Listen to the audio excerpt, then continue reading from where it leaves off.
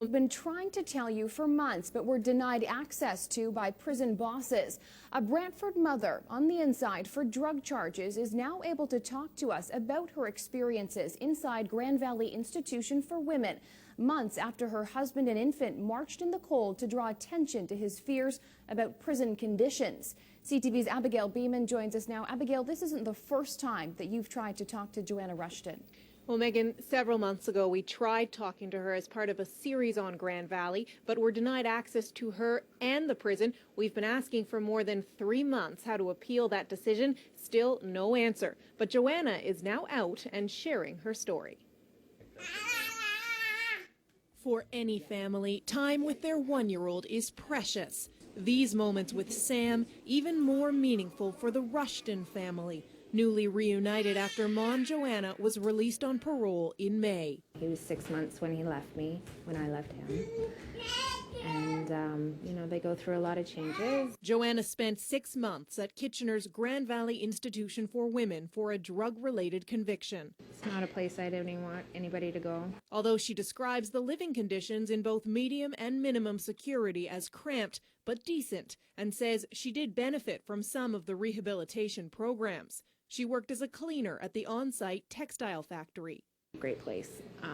My boss was awesome. What was not awesome, her separation from Sam and husband Jamie after just one visit. Worried about inmates after allegations a guard was involved in a drugs for sex swap, Jamie started protesting outside the prison last November. The police investigation has now been dropped. Joanna says she didn't know about the protest until staff called her for a meeting. Going on about how this was going to affect my parole potentially. It's not a good look on me, how it's going to make visitation here hard, and it's going to, maybe limit my visitations with my son. At the time, the Correctional Service of Canada wouldn't speak to the case, telling CTV in general the lawful actions of private citizens outside an institution would not be used by CSC as grounds to deny visitation. As soon as that sign went up, I was like the little kid being bullied by the big kids in the schoolyard, except there's nobody to go complain to. There's nobody that's going to come help you. Jamie says it took months to get his visitation rights approved, and when they were, he didn't get past security, where he says he was told, "I've seen you on the news. I don't know who you are. You've been rude to my staff. I'm asking you to leave." While she was still incarcerated, we asked to speak with Joanna to get her side of the story.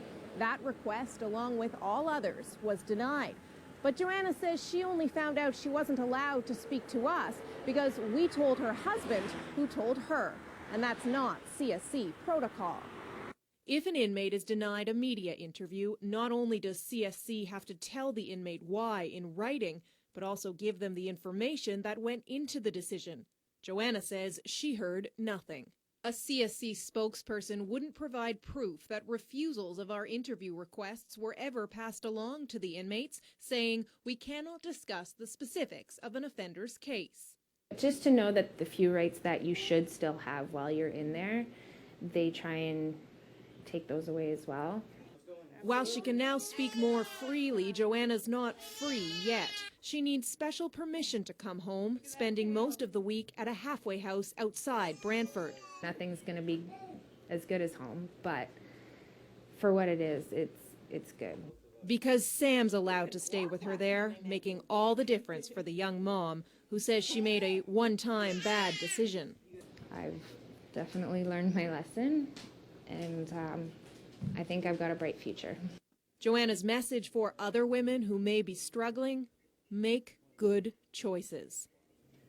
Joanna is now in the process of looking for a new job, and if all goes well, her parole will be over next year. Megan. All right.